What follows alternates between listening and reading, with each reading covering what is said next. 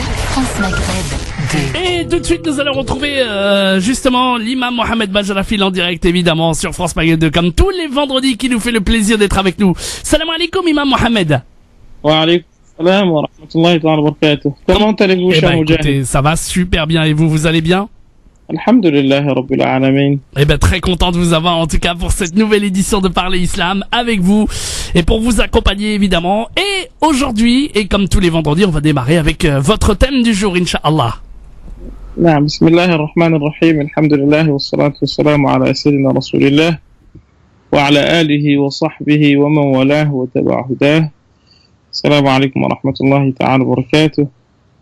Nous avons depuis maintenant 4 semaines, je pense que c'est la 5e semaine, entamé une série de cours sur la notion de purification que je pense avoir abordé jusqu'à la semaine dernière au niveau des ablutions. Donc c'est selon toute logique dans ce sens que nous allons aujourd'hui, Inch'Allah, aborder la notion de prière, salah, que nous avons en islam l'obligation de faire sitôt que nous remplissons les conditions suivantes. La première condition, c'est bien entendu d'être musulman. La seconde, c'est d'être majeur, au sens d'être pubère. La troisième condition, c'est d'être en situation de pureté. La quatrième condition, c'est d'être bien entendu être couvert, donc avoir l'intimité couverte. Quand je dis intimité, j'entends par là les parties qui doivent être couvertes, qui doivent l'être, à savoir pour l'homme, ce qu'il y a entre le nombril et le genou, et pour ce qui est de la femme, selon la majorité des écoles juridiques, c'est tout son corps à l'exception du visage et des deux mains. Pour les Hanafites,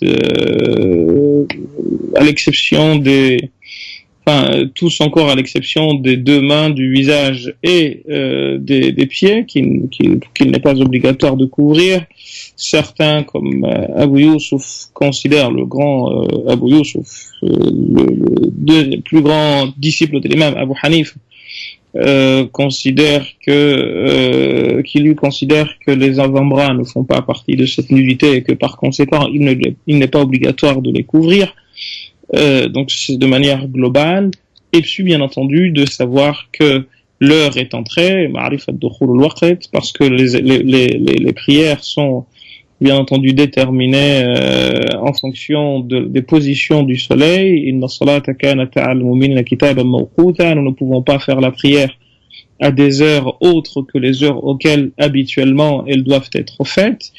Si les questions se posent, Inch'Allah, on se fera un plaisir d'y répondre. Et là, je pense bien entendu connaître la direction de la Qibla. Alors je sais que dans les mosquées, cette question, elle pose beaucoup d'autres questions. Et j'aimerais bien entendu, cher Moujahid, mettre l'accent 2 secondes sur cette histoire de Qibla. La direction envers laquelle nous devons faire la prière, qui est bien entendu la Mecque. Il faut savoir dans un premier temps que cette notion, le prophète sallallahu alayhi wa sallam va faire la prière en direction de l'Quds, de Jérusalem, pendant un moment. Et quand il fait le Hijra, ça va se passer, si ma mémoire est bonne, en l'an 2 de l'Hijra, donc après plus d'1 an et demi après l'Hégire. Donc là, on est en l'an 14 et des brouettes, l'an 14 et demi, parce que l'Hégire s'est faite en l'an 13, après la révélation du message. Et au mois de Sha'ban, donc l'équivalent du 8e mois du calendrier lunaire musulman ou arabe, le prophète sallallahu alayhi wa sallam, qui avait en quelque sorte, selon les traditions, de la bouche de ceux qui étaient des autres religions, des remontrances et des reproches. Tu dis être un prophète, et pourtant tu te diriges dans la même direction vers la même direction que nous dans la prière, oubliant de fait que, comme le dit le Coran, jamais le prophète, ni le Coran d'ailleurs, ne se sont déclarés comme étant quelque chose de nouveau. Lastabid min ar-rusul, Dieu lui dit dans le Coran, tu n'es pas une innovation dans les messagers ou parmi les messagers, mais tu es quelqu'un qui est là, shara'a lakum min ad-din ma wassa bihi Nuhan. C'est quelque chose, c'est une continuité, et lui-même il se définira comme une brique que Dieu a envoyée pour parachever la construction d'une belle bâtisse commencée et constituée par l'ensemble des messagers et des prophètes que Dieu a envoyés aux hommes dans le but de leur rappeler ce que leur Dieu attend d'eux. Donc, le changement de la direction de la prière va intervenir à ce moment-là, et le Coran nous rapporte de manière très belle cette phase transitoire, si je puis dire, parce que justement, le Coran dit « قَدْ نَرَى تَقَلُّبَ وَجْهِكَ فِي السَّمَاءِ » Nous voyons le prophète qui se dirigeait, Dieu dit, nous voyons ton visage, ta tête, tes yeux scruter le ciel dans l'attente que, Dieu te donne une direction. Parce que justement, les gens te reprochent de faire la prière dans la même direction que, فَلَنْوَلِّيَنَّكَ قِبْلَةً تَرْضَاهَا Nous allons, à partir de maintenant, te diriger vers une direction qui va, elle, te satisfaire. فَوَلِّ وَجْهَكَ شَطْرَ الْمَسْجِدِ الْحَرَامِ Dirige-toi en direction de شَطْرَ الْمَسْجِدِ الْحَرَامِ, en direction de al-Masjid al-Haram. Là, nous avons quelque chose de très intéressant dans les livres d'exégèse, mais aussi dans les livres de fiqh. Qu'est-ce qu'on nous apprend, justement? La majorité des fuqaha, des jurisconsultes musulmans, nous exigent, d'après leur compréhension, que nous sachions exactement, nous voyons, c'est dans ces directions que se trouve la Kaaba, donc je dois aller la viser telle qu'elle, vraiment, je la cherche et je la vise. L'imam al-Tabari, et c'est aussi l'avis que l'imam al-Qurtubi va retenir, ou en tout cas qu'il rapporte dans son exégèse, va nous dire que, mais en fait, dès l'instant où tu ne tournes pas le dos à la Kaaba, mais tu pries dans la direction où celle-ci se trouve, même si tu ne l'as pas exactement, parce que chatra veut dire en direction d'eux, donc il dit c'est d'une oreille à l'autre, tant que tu es par exemple, même si elle est à ta gauche, un peu décalée, mais dès l'instant où tu sais que c'est dans cette direction, il n'y a pas lieu de se prendre la tête. Mais malheureusement, dans nos mosquées, nous crêpons le chinon un peu souvent pour ces raisons-là, alors que, encore une fois, c'est pas de cette manière-là que les choses devraient se passer. Alors on se prend la tête, des fois on voit des situations incongrues, abracadabrantesques, les gens se serrent pour exactement, je sais comme ça et pas autrement, on voit les gens se prendre la tête, alors que c'est une question de fiqh. Et il y a l'imam al-Tabari, c'est pas un enfant de cœur, c'est le dernier mujtahid mutlaq, le dernier grand savant fondateur d'école, parce qu'il avait une école, il est mort en 310 de l'Hijra, de l'Hégire.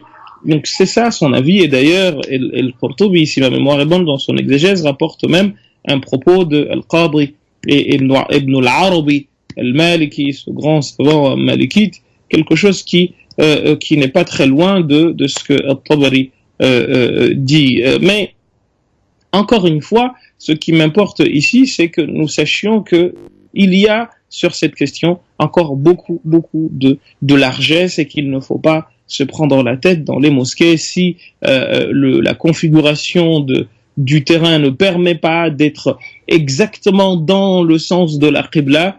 Sachez qu'il y a cet avis qui peut rendre la vie facile aux gens et qui peut permettre, à l'intérieur de la mosquée d'élargir les choses et de faire en sorte que nous soyons en direction de la Kaaba dans les conditions les plus simples et les plus arrangeantes qui soient. Donc c'est ce point-là qui m'importait le plus, cher Moujahid. Et je ne sais pas si il me reste encore quelques minutes pour parler. Oui, d'autre tout à chose, fait. mais... On a encore le temps. On a encore. On a 3-4 minutes, hein, pas plus. Ah 3-4 minutes. Alors, j'ai parlé également tout à l'heure de la notion de ce qu'on appelle dans le fiqh ma'rifatu dukhul al-waqti, savoir que l'heure est entrée. Je viendrai tout à l'heure pour résumer, parce qu'encore une fois, ce sont des espaces temporels dans lesquels le prophète sallallahu alayhi wa sallam nous a appris de faire la prière. Aujourd'hui, on pense que l'instant T, dès que ça sonne, eh bien, on se dit non, il faut que ça soit fait tout de suite. En fait, ça dépend. Encore une fois, ça dépend du temps.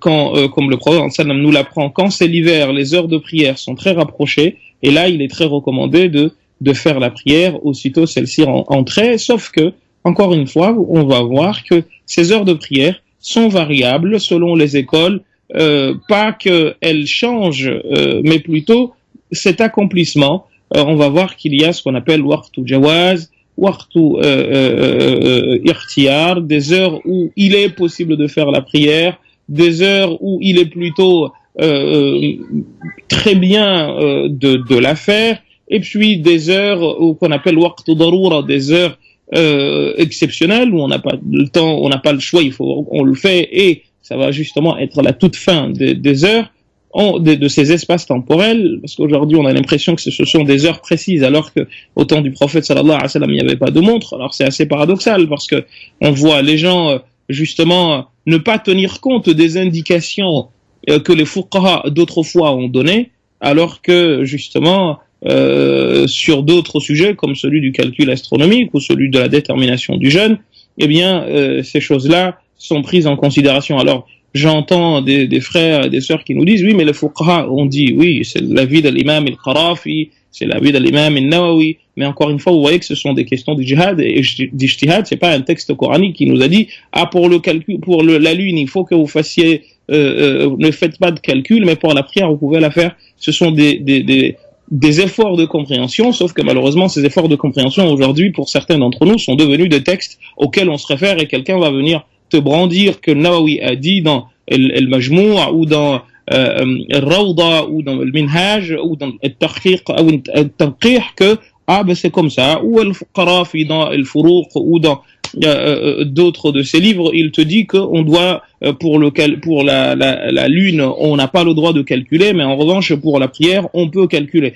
alors que les versets du Coran ne le disent pas cela, ou en tout cas il y a la possibilité de ne pas comprendre les choses de cette manière. Donc on les abordera, et puis on abordera tout à l'heure Inch'Allah avec votre permission, cher Moujahid. Bien sûr. Nous aborderons aussi la question des gens qui font la prière, qui sont obligés de regrouper pour des raisons professionnelles ou pour d'autres pour des raisons de voyage. Il me semble qu'on avait déjà expliqué ce cas-là. On parlera bien entendu des personnes qui sont contraintes de faire les prières de manière regroupée. Alors il y a deux types de regroupements. Il y a ce qu'on appelle Jam'u al-Taqdim, c'est un regroupement de prières par anticipation, c'est-à-dire que je fais la prière de Zuhr et la prière de Asr à l'heure de la prière de Zuhr, même si la prière de Asr n'est pas rentrée. Et il y a ce qu'on appelle Jam'u al-Ta'khir, c'est de procéder inversement, c'est-à-dire que je vais faire la prière de Asr avec la prière de Zuhr à l'heure de la prière de Asr, on appelle ça Jam'u al-Ta'khir, un regroupement par ajournement, et il en va de même pour la prière de Maghrib et de Isha. Soit je fais Maghrib avec Isha à l'heure de Maghrib, on est dans le premier cas, soit je fais Maghrib et Isha à l'heure de Isha, et là on sera dans le deuxième cas. Nous allons bien entendu prendre une page de réclame, comme on disait autrefois. Oui, tout à fait. Juste après, Inch'Allah. Inch'Allah, ne bougez pas, et puis vous pourrez poser bien entendu toutes vos questions tout à l'heure sur le thème de comment pratiquer la prière, sur le thème des prières en général. 0892 23 99 50. Alors, si je comprends bien, Imam Mohamed, on continue à aborder le thème et on prendra les appels tout à l'heure, ou on prend les appels dès maintenant? Je pense que ce serait mieux que nous finissions. Encore D'accord. Très bien. Un petit quart d'heure, on aura fini, Inch'Allah, et on va prendre les questions. Allez, ça marche. À tout de suite sur France Maghreb 2. On vient donc pour la suite du thème d'aujourd'hui, les prières aujourd'hui sur France Maghreb 2. Après avoir donc c'est le deuxième thème que nous abordons. Ne bougez pas, c'est sur France Maghreb 2. Encore une très très belle émission de Parler Islam avec l'imam Mohamed Bajarafil pour vous accompagner. À tout de suite. Parler Islam. Parler Islam. Parler Islam.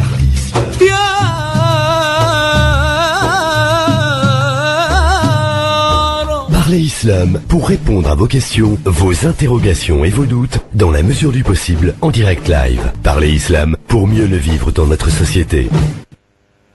Parler Islam sur France Maghreb 2, voilà, c'est mieux avec le micro ouvert en direct sur France Maghreb 2 avec l'imam Mohamed Bajarafil qui est en direct avec nous évidemment et pour parler aujourd'hui du thème des prières aujourd'hui sur la manière de faire les prières en direct sur France Maghreb 2 et tout à l'heure toutes vos questions sur ce thème sur France Maghreb 2. Rebonjour l'imam Mohamed et on continue à aborder ce thème aujourd'hui des prières, Inch'Allah. Naam, rebonsoir, cher Moujahid. Donc, on était en train de parler des conditions de la prière et nous en avons énuméré, nous les avons toutes énumérées et on a focalisé notre propos pendant un moment sur la Qibla et ensuite nous nous sommes épanchés sur la question des heures de prière ou plutôt des espaces temporels de prière. Et là, je vous ai dit tout à l'heure, avant d'arrêter, que j'allais très rapidement aborder avec vous cette notion de détermination, ou plutôt les espaces temporels.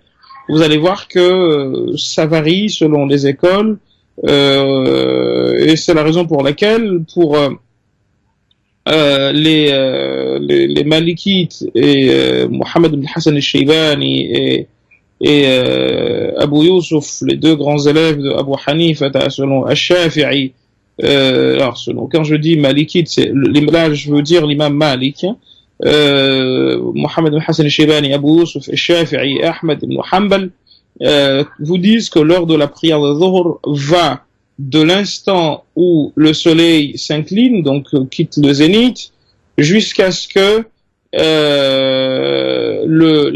l'ombre de la personne soit bien entendu égale à comment dire, l'ombre de la chose soit égale à la chose. Il y a une expression comorienne qui dit justement c'est avant avant que cet instant arrive de début, il y a un instant qui s'appelle l'ombre en personne, un instant chez eux qui s'appelle ainsi. Et là, nous avons donc Waqt al-Dhuhri, l'heure de la prière, le début de l'instant, de l'espace temporel de Dhuhr, c'est de l'inclinaison du soleil jusqu'à ce que l'ombre de la personne soit égale à la personne. Et à partir de là, bien entendu, l'heure de la prière de Asr rentre. Ça, c'est l'avis de Malik ibn Anas, les deux élèves de Abu Hanifa et Shafi'i et l'imam Ahmed.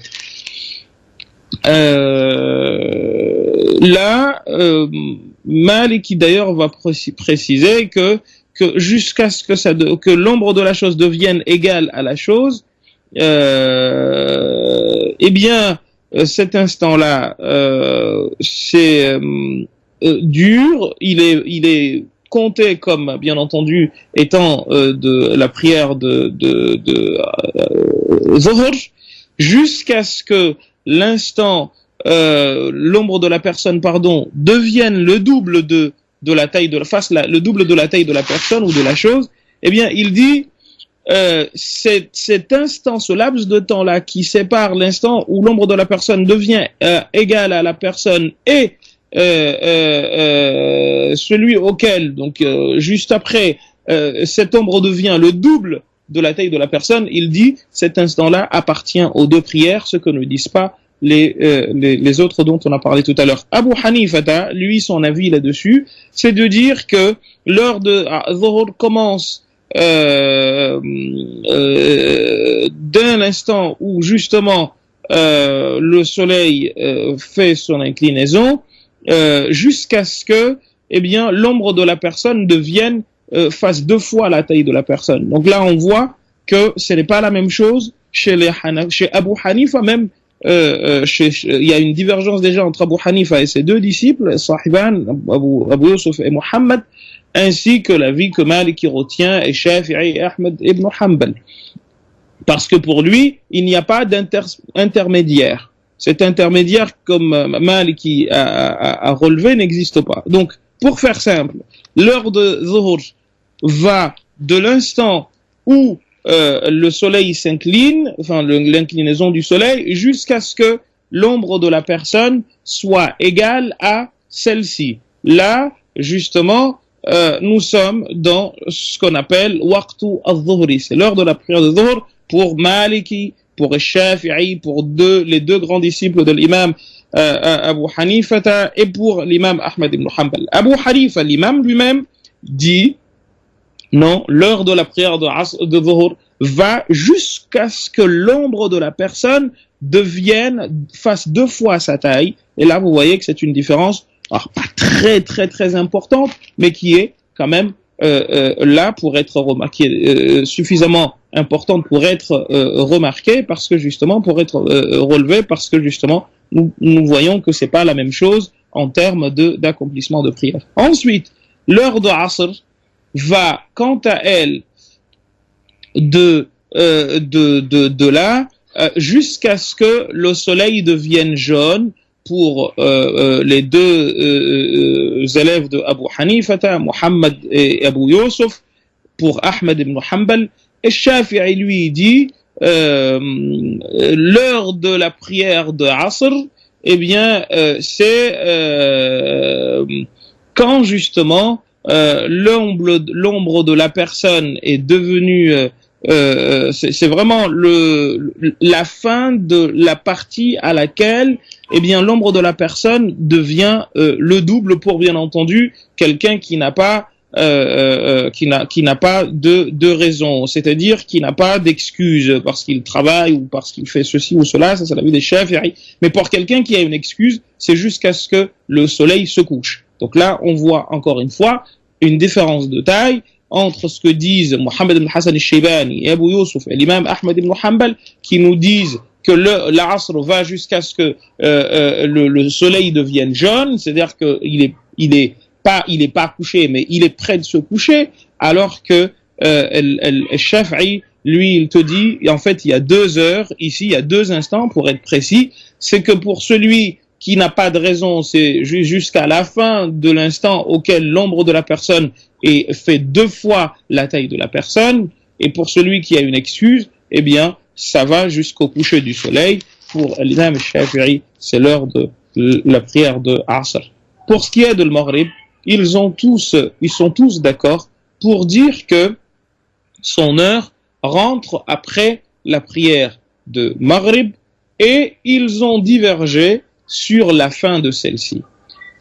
Malik et Shafi'i, dans l'avis le plus fort chez lui, parce qu'il y a beaucoup d'avis, il y a 6 avis, comme l'imam An-Nawawi le relève dans Al-Majmou'a.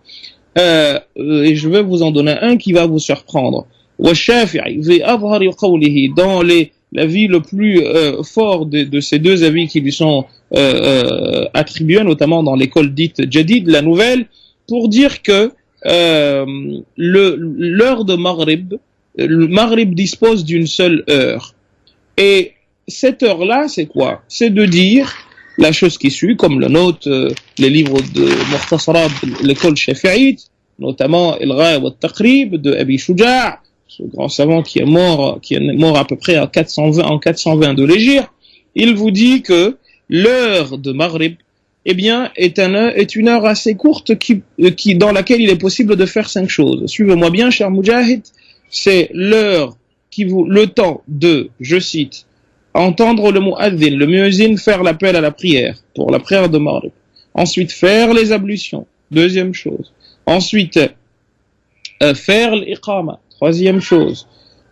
S'habiller, couvrir sa nudité. 4e chose. Et le temps de faire 5 raka'at. Donc, ces instants-là, ces 5 choses-là, une fois accomplies, font pour l'école shafi'ite, pour l'avis le plus fort chez les Shafi'ites, que la prière, l'heure de Maghrib, son espace temporel est fini. Il y a un avis assez détonnant chez les Shafi'ites que l'imam An-Nawawi recueille dans son livre de référence, la première encyclopédie de droit musulman très développé. C'est un livre qui fait plus d'une dizaine de volumes. L'imam An-Nawawi nous dit, parce que justement il fait le commentaire d'un livre de référence qui s'appelle Al-Muhazzab, il nous dit la chose qui suit. Il nous dit qu'il y a un avis chez les Shafi'ites, justement chez ceux qu'on appelle Ashab al-Wujuh, la crème de la crème de l'école, que quand l'heure de la nuit, quand la nuit est courte, eh bien l'heure de Maghrib, suivez-moi cher Mujahid, est à calculer de la manière qui suit. Nous prenons la nuit, nous la divisons par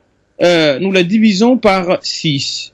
Et le 12e de la nuit, donc 6, nous avons par exemple, nous avons une nuit comme en été qui fait 6 heures. Nous prenons 6 heures, nous divisons par 6, ça nous fait 1, n'est-ce pas? Eh bien, le 12e d'une heure, c'est quoi? Enfin, donc le 12e de ces 6 là, donc ce sera 1 heure divisée par 2, ça nous fait une demi-heure. Donc pour certains Shafi'ites, pour les Shafi'ites en tout cas, comme c'est dans le Majmou', quand la nuit fait 6 heures, eh bien, nous avons à prendre à cela et à la diviser par 2, par 6, nous avons 1 heure, divisé encore par 2, nous avons une demi-heure. C'est l'heure qui sépare, c'est l'instant qui sépare le Maghrib de l'Isha. Ce qui veut dire que les questions qui s'opposent justement de Tarawih quand ça devient très compliqué, eh bien, vous avez ici une porte de sortie pour les Shafi'ites qui permettrait à tout un chacun, eh bien, de ne pas faire la prière à minuit, comme malheureusement nous le faisons, parce que ça fatigue tout le monde, parce que c'est très compliqué le lendemain d'aller travailler, parce que ça dérange les voisins, parce que, mais malheureusement, on a tendance à vouloir, encore une fois, croire que plus c'est difficile, plus c'est musulman, alors que il y a des avis qui permettent de faciliter la vie aux gens. Ensuite, les Ahmad ibn Hanbal et Abu Hanifa, ainsi que Shafi'i, dans notre avis, vous disent que son heure, dans le premier avis, donc l'avis d'Al-Qawl al-Qadim, son heure, l'heure de Maghrib, eh bien, va jusqu'à ce que il y ait Ghiboubat al-Shafaq, jusqu'à ce que les nuages, Shafaq al-Ahmar, les nuages rouges se couchent, parce que c'est ce que le prophète sallallahu alayhi wa sallam faisait. En tout cas, c'est là où le prophète sallallahu alayhi wa sallam s'est arrêté avant de mourir, c'est qu'il considérait que on faisait la prière de Isha quand les nuages rouges se couchaient, même si il y a un avis de l'imam Abu Hanifa. Là, je dis tout à l'heure, je me suis trompé, c'est pas Abu Hanifa, c'est les Hanafites, parce que Abu Hanifa, lui, il dit jusqu'au coucher des nuages dits blancs. Donc ça, c'est la fin de l'heure de Maghrib et le début de l'Isha, parce que pour l'Isha, ils vous disent que, eh bien, son heure va commencer à partir du coucher des nuages dits rouges jusqu'à Salat al-Subh, sauf que il y a, comme je viens de vous le mentionner, une divergence sur Shafaq, les nuages dont on parle ici, pour la prière de Isha. Maliki, Shafi'i, Ahmad et Abu Yusuf, ainsi que Mohamed al-Hassan, les deux élèves de Abu Hanifa, ils disent que c'est les nuages rouges, mais Abu Hanifa, il dit c'est plutôt les nuages blancs qui, eux, viennent après les nuages rouges. Ensuite, il y a la prière de Subh. Son heure rentre dès le lever de justement ce qu'on appelle l'aube véridique, et le Fadr al-Sadiq, et va jusqu'au lever du soleil pour la majorité. Ça, c'est l'avis de Malik, qui est l'avis de Ahmad. Et Shafi'i dit la fin de l'heure de Subh, c'est quand justement il y a encore le rouge qui est à l'horizon, là, ou le jaune qui est à l'horizon, qui précède le lever du soleil, Et pour celui qui a une raison, c'est exactement la même chose pour la prière de Maghrib. Celui qui a une raison, qui a une excuse valable, eh bien c'est jusqu'au coucher du soleil. Donc, cher Moujahid, là on a quasiment tout brassé dans ce sens. Il reste justement ce qu'on appelle les différences par rapport à ce qu'on appelle le waqt fadila, waqt al-jawaz, waqt darura. Les questions vont se poser, Inch'Allah, et on y répondra. Donc, avec plaisir. On a répondu à cette question. Il reste celle de regrouper les prières avec ou sans raison, Inch'Allah. Allez-y, prenons les questions et on y répondra après. Avec plaisir, en tout cas, si vous souhaitez vous aussi poser vos questions sur le thème des prières, évidemment, eh bien vous êtes les bienvenus, chers auditeurs. Le numéro du standard 0892 23 99 50. Vous faites la touche étoile, le choix numéro 1 pour aborder le thème des prières aujourd'hui. Donc n'hésitez pas, si vous avez des interrogations, des questions évidemment, et bien sur ce thème, eh bien vous nous appelez et vous serez prioritaire évidemment sur l'antenne de France Maghreb 2 d'ici quelques instants sur ce thème des prières. Et puis bien entendu il y aura aussi la possibilité de poser vos questions sur tous les thèmes en général. Ça sera tout à l'heure, mais attention, là on rappelle que c'est uniquement sur le thème du jour et sur le thème des prières. Donc n'hésitez pas, on attend vos questions, on attend vos interrogations et votre numéro de téléphone qui est ouvert dès maintenant pour vous, chers auditeurs. 0892 23 99 50 étoile et le choix numéro 1, que vous soyez à Paris ou en région parisienne, ou que vous soyez en province, à Clermont, Dijon, Reims, Amiens, Le Havre, Orléans, du côté de Metz, du côté de Marseille. Vos questions dans un instant juste après la pause et vous serez bien entendu les premiers en direct avec l'imam Mohamed Bajarafil qui répondra à toutes vos questions sur le thème des prières. 0892 23 99 50. À tout de suite. Parlez Islam pour répondre à vos questions, vos interrogations et vos doutes dans la mesure du possible en direct live. Parlez Islam pour mieux le vivre dans notre société. Et nous sommes de retour sur France Maghreb 2 avec l'imam Mohamed Bajarafil pour l'émission Parlez Islam. Je vous rappelle qu'aujourd'hui on aborde le thème des prières aujourd'hui et vous pouvez poser bien sûr vos questions en direct à la radio au standard au 0892 23 99 50 sur le thème des prières que vous avez déjà abordé depuis tout à l'heure avec plein d'écoles bien entendu et de différences évidemment qui existent en tout cas et que vous avez abordé avec nous. Et bien entendu, si les auditeurs veulent vous poser des questions, cher Imam Mohamed, eh bien ils peuvent le faire à travers ce thème qui a plein de questions d'ailleurs qui pourraient être abordées. Donc n'hésitez pas, 0892 23 99 50 étoile et le choix numéro 1 pour arriver au standard. Bon, pour l'instant on n'a pas encore d'interrogation sur ce thème, cher Imam, donc on va quand même terminer par continuer parce qu'il y a beaucoup de choses à dire, même s'il n'y a pas de questions là-dessus, et je sais que les questions, il y en a des tonnes. Exactement. Il y a des questions qui se posent au sujet des personnes qui travaillent et qui sont contraintes de soit ne pas faire la prière pour ensuite la faire chez elles parce que elles n'ont pas la possibilité de le faire. Vous me suivez, cher Moujahid? Ah, tout à fait, je vous écoute même avec attente. Ah, tenez, allez-y, on va finir parce qu'on on a peut-être des questions, justement, qui arrivent. Personne va peut-être attendre un peu parce que, comme on a pris la parole, mieux vaut que nous allions jusqu'au bout. Et puis, une autre question se pose, donc, par rapport à ces personnes-là, est-ce que elles regroupent leurs prières une fois chez elles, ce que beaucoup font, certains même nous parlent de tarawih, ou au contraire, elles ont la possibilité de procéder justement à un regroupement, soit par anticipation, soit par ajournement, sachant que le regroupement se fait de prières 2 à 2, donc Zuhr et Asr, Maghrib et Isha. Comment cela se fait-il? La réponse, cher Moujahid, est la suivante. Il y a un hadith du prophète sallallahu alayhi wa sallam qui a été recueilli par Abdullah ibn Abbas sallallahu alayhi wa qui dit que il a vu le prophète sallallahu alayhi wa sallam, le hadith il est dans Sahih Muslim comme dans Sunan Abi Daoud, dans Sunan Nasa'i également. Il dit que le prophète sallallahu alayhi wa sallam a fait la prière de Zuhr et la prière de Asr 2 à 2 en les regroupant. Et il a fait la prière de Maghrib et la prière de Isha en les regroupant. Zuhr et Asr 4 rak'at, et la prière de Maghrib et de Isha, 3 raka'at et 4 raka'at respectivement.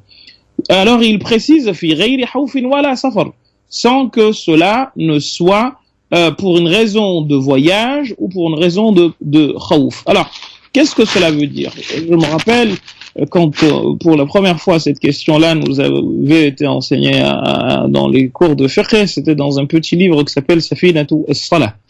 Dedans, une des raisons avancées, celle que l'enfant que j'étais avait retenu le plus, c'est que lorsqu'on était dans une mosquée et que nous, par exemple, nous faisions la prière de Maghrib, que l'imam se disait que il va, par exemple, y avoir un couvre-feu, ou que, alors il y en a pas eu de mon temps, ou en tout cas aussi longtemps que j'étais là-bas, ou que il allait pleuvoir fort, ou qu'il allait venter, eh bien, qu'est-ce qui se passait? Et l'imam nous faisait faire la prière de Isha aussitôt celle de Maghrib fini, étant donné que nous n'allions pas pouvoir revenir à la mosquée pour des raisons soit de commodité, soit pour des raisons de sécurité, bien entendu, si c'était une question de couvre-feu.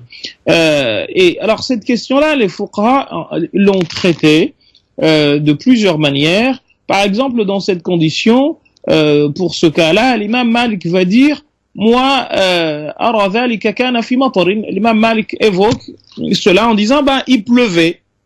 Sauf que en fait, il y a une version du hadith que nous trouvons dans Sahih Muslim justement, dans laquelle, eh bien, il nous est appris que Saïd ibn Jubayr, qui recueille de Abdullah ibn Abbas, qui rapporte ce même hadith, où il dit que le prophète sallam a fait la prière de Dhuhr et de Asr en groupe à Médine, les regroupant les deux, sans peur ni voyage.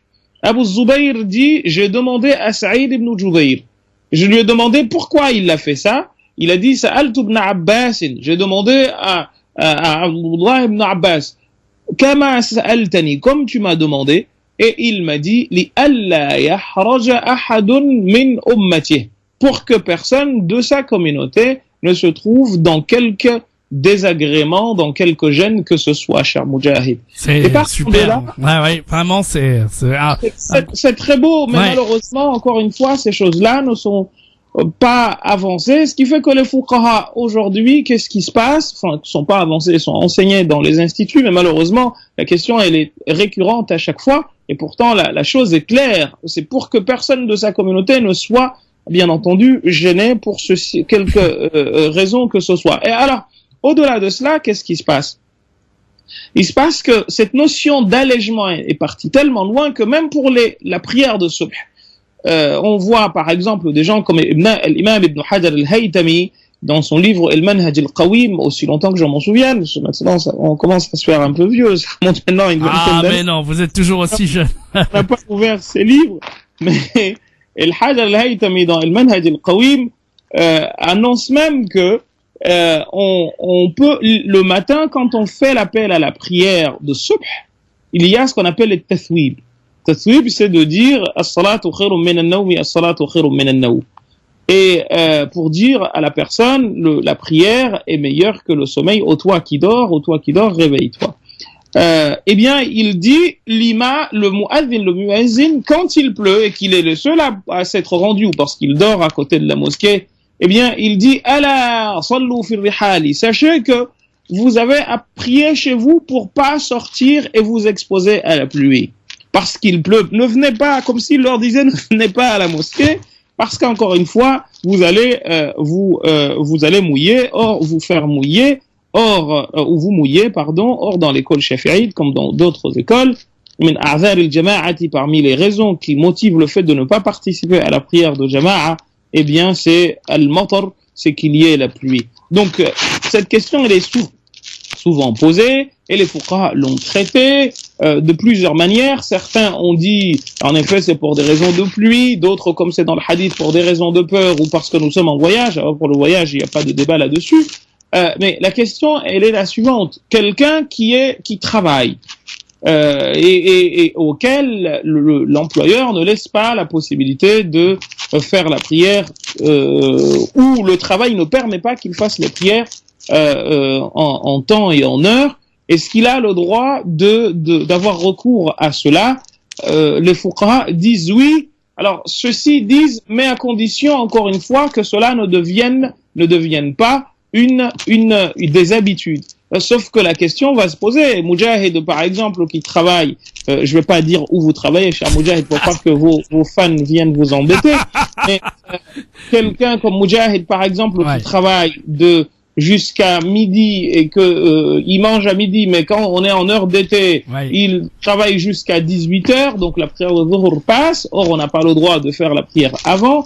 Est-ce que lui, il est concerné par cela ou pas? Ou par exemple, quand c'est à 13h30, lui, il reprend à 14h, est-ce qu'il peut faire la prière de Asr et de Zuhr avec la prière à l'heure de la prière de Zuhr, ou inversement? Ces questions-là, bien entendu, se posent souvent, et encore une fois, on donne cet avis en disant que même si la majorité des fuqaha, la écrasante majorité, pour ne pas dire entièrement, le disent, eh bien, il y a la possibilité de prendre ce hadith comme c'est, en disant, comme l'imam et Tirmidhi et d'autres ont dit, qu'ils n'ont pas compris pourquoi ce hadith-là n'a pas été pris en considération, parce que le hadith dit, j'ai voulu que personne dans ma communauté ne souffre de quelque gêne que ce soit. Enfin, c'est en tout cas la raison de ce que le prophète sallam a fait, d'après ce que Abdullah ibn Abbas a dit dans le hadith que je vous ai rapporté tout à l'heure de Saïd ibn Jubayr.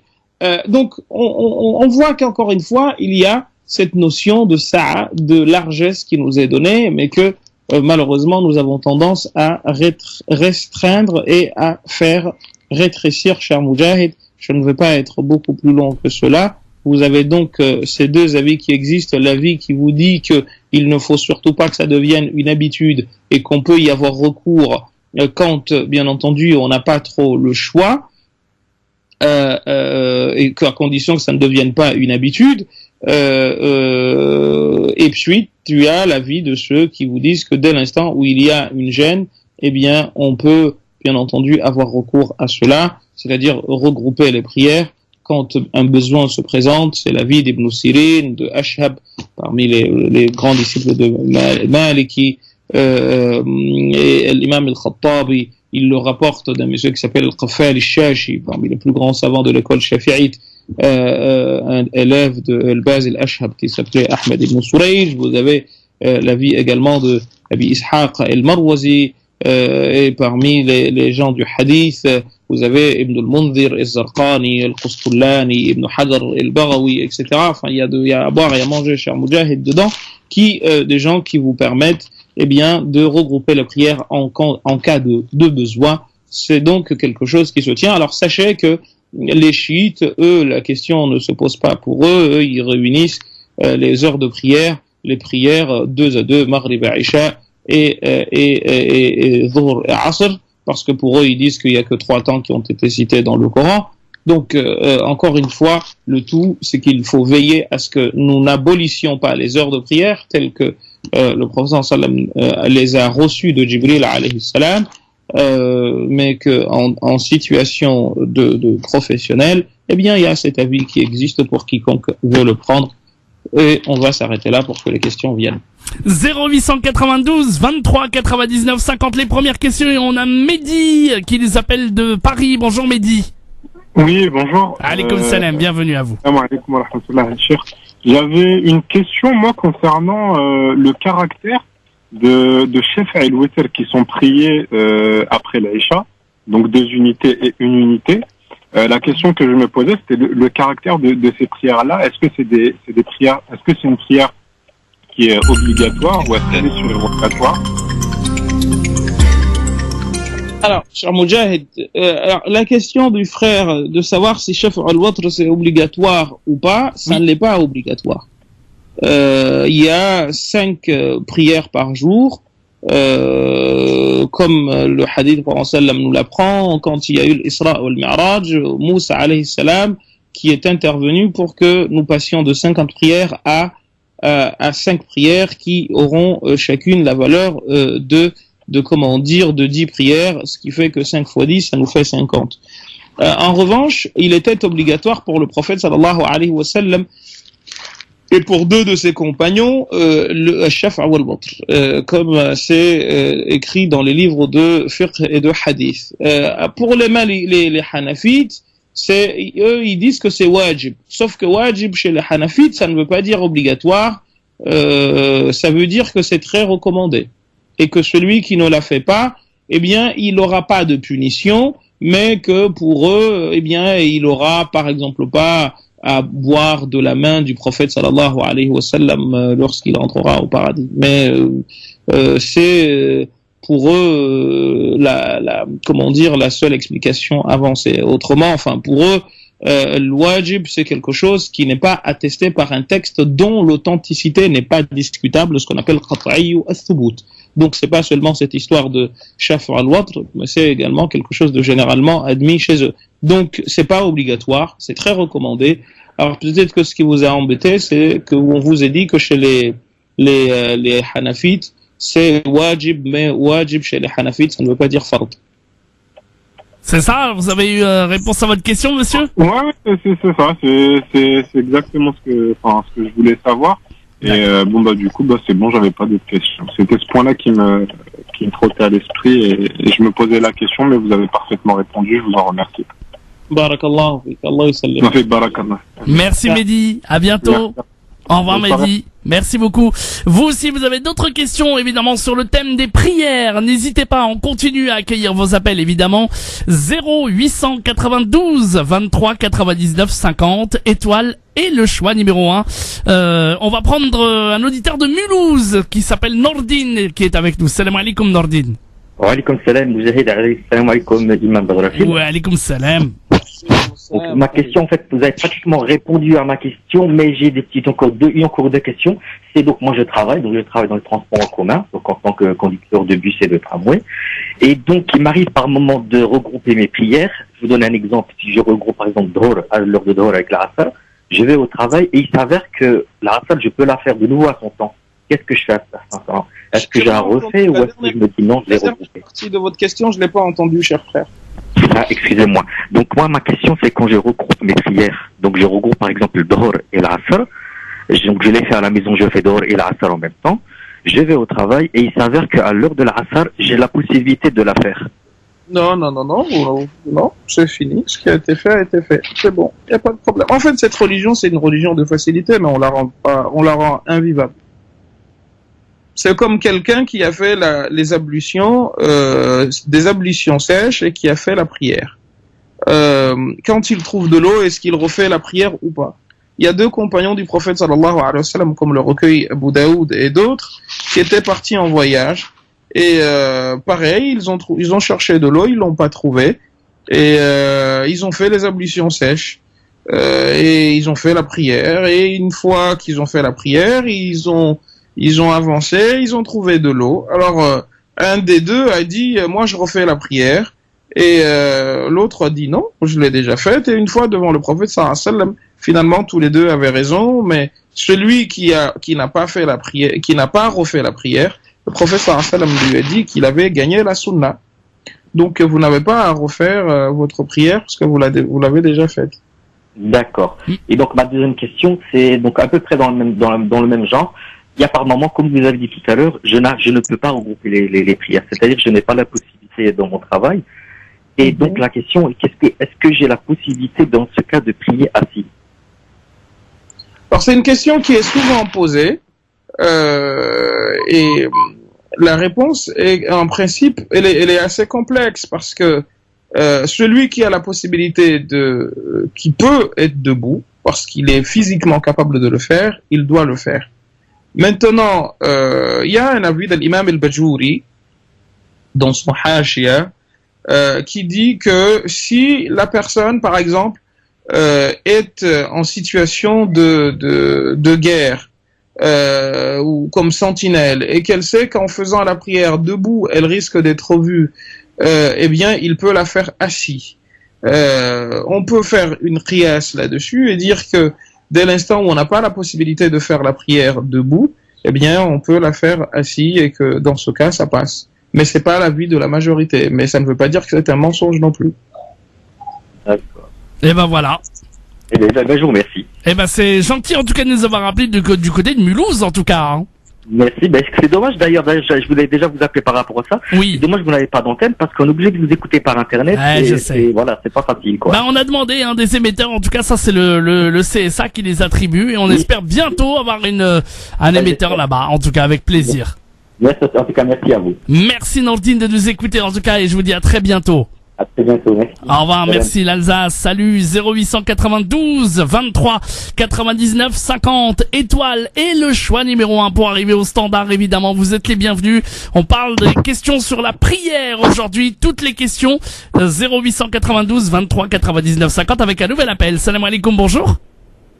Wa alaikum salam wa rahmatullah. Wa alaikum salam, Abdel Mounaïm, c'est ça? C'est ça. Vous nous appelez d'où, Abdel Mounaïm? Alors de Lille. De Lille. Ah bah on dit donc, on est dans le nord cette fois-ci. Exactement. Abdel Mounaïm, l'imam Mohamed Bajrafi vous écoute. Alors salam alaikum Cheikh. Wa alaykum assalam wa rahmatullahi ta'ala wa barakatuh. Alors je voulais d'abord vous saluer votre travail. Allah yusallimak, hayyak Allah.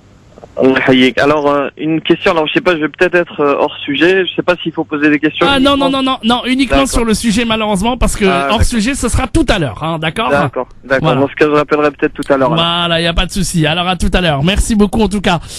Oui, quand on est dans les thèmes des questions, c'est sur le thème du jour et tout à l'heure on passera sur les questions sur tous les thèmes. 0892 23 99 50. Asma est avec nous. Salam alaikum Asma. J'avais une question pour le cheikh.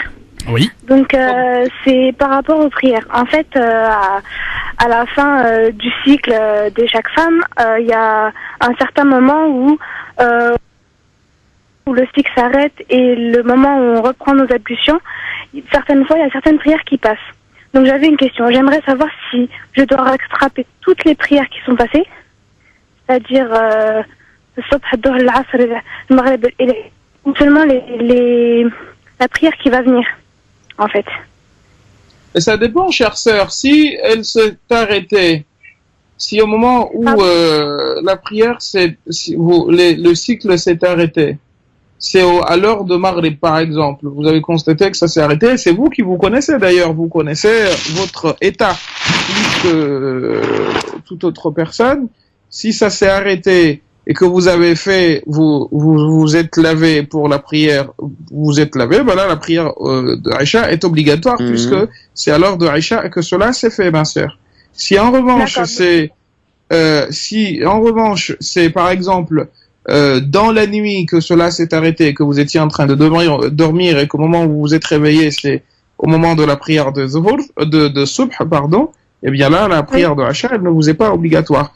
Les prières qui vous seront obligatoires, ce sera seulement les prières qui auront eu lieu à partir de l'instant où vous avez constaté que vous étiez déjà en situation de pureté et à partir de là, vous commencez à compter les prières qui vous doivent, que vous devez faire. D'accord. Et j'avais une autre question. C'était par rapport aux enfants. Donc, par exemple, on dit qu'il faut apprendre aux enfants à commencer à faire la prière à partir de l'âge de 7 ans. C'est bien ça? Oui. Pardon? Oui, je vous écoute. J'aimerais savoir si par exemple, j'ai une fille qui doit faire la prière à partir de l'âge de 10 ans. Faut lui, je sais pas, faut faire comment, faut lui apprendre toutes les prières, la suivre pour chaque prière, ou alors c'est jeune et on peut attendre encore qu'elle grandisse un peu, qu'elle prenne la maturité pour la suivre correctement. Donc c'est juste une question comme ça en fait. Alors, vous savez que cet avis a été abordé par les fuqaha en rapportant un hadith du prophète sallallahu alayhi wa sallam qui dit que on l'encourage à faire la prière à l'âge de 7 ans et qu'à 10 ans on la frappe. On le frappe, c'est ce que beaucoup de fuqaha ont dit, mais heureusement qu'il y a d'autres fuqaha qui ont dit qu'on frappe pas un enfant. Donc ça c'est déjà quelque chose de pas mal parce que la chicote on y a eu droit et ça n'arrange strictement rien du tout. Et j'aimerais bien insister là-dessus, jamais il nous est rapporté que le prophète a frappé un enfant. Jamais il nous est rapporté que le prophète sallallahu alayhi wa sallam a insulté un enfant ou a insulté quelqu'un. Je ne sais pas d'où ça vient. Le fait que dans les écoles coraniques et ailleurs, on fracasse, je vous dis bien, on fracasse les élèves, c'est quelque chose d'inconcevable. C'est pas l'islam qui dit de faire ça. Je ne sais pas d'où les fuqaha nous ont sorti ces histoires-là, mais c'est incroyable. Un enfant, c'est pas fait pour être frappé. Un enfant, c'est fait pour être chouchouté. Je ne dis pas, encore une fois, qu'il ne faille pas gronder l'enfant, qu'il ne faille pas lui faire comprendre un certain nombre de choses, notamment quand il dévie, mais on ne peut pas, d'un côté, voir Dieu qui nous dit justement que wa'alamu anna fikum rasulallah, sachez que il y a vous avez le messager de Dieu qui est avec vous, law yuti'ukum fi kathirin min al-amri la'anittum, si il devait vous obéir dans beaucoup de choses que vous voulez faire, eh bien vous auriez des ennuis par la suite. Mais dit-il, Allah, il vous a fait aimer la foi. Et nous, qu'est-ce que nous voulons faire? Nous voulons imposer la foi aux gens. C'est contradictoire, en fait. Ça n'a pas de sens. Il faut déjà, et c'est un point, je vous remercie très fort, ma sœur, parce que votre question me permet d'aborder la question de la prière maintenant sur le plan métaphysique. On a eu à le dire ici que la prière est un moment, c'est un moyen que Dieu nous a donné pour nous rappeler Dieu, pour avoir Dieu dans notre cœur. Dieu dit dans Sourate Taha, wa aqimis salata li dhikri. Fais la prière pour dhikri, pour parler de moi. Mais parler de moi ici, c'est pas au sens seulement de la parole, c'est surtout dans le cœur. Parce qu'il nous explique dans le Coran qu'il nous demande de parler de Dieu, de nous soutenir de Dieu, exactement comme le fait. Oula, qu'est-ce que c'est que ce bruit, Imam Mohamed? Ah oui, non, c'est madame, oui, c'est vous qui êtes au... D'accord, excusez-nous. Reprenez, cher imam, excusez-moi, c'était chez notre sœur, voilà.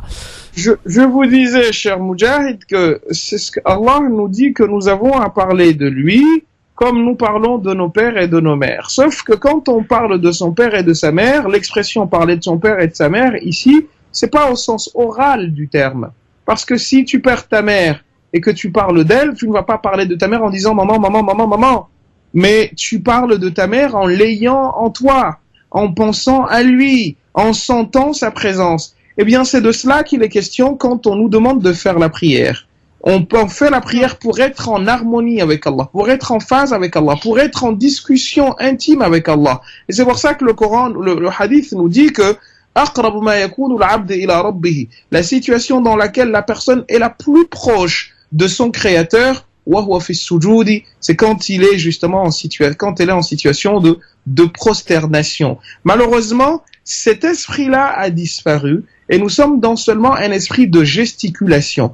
Nous pensons davantage au geste qu'à l'esprit du geste.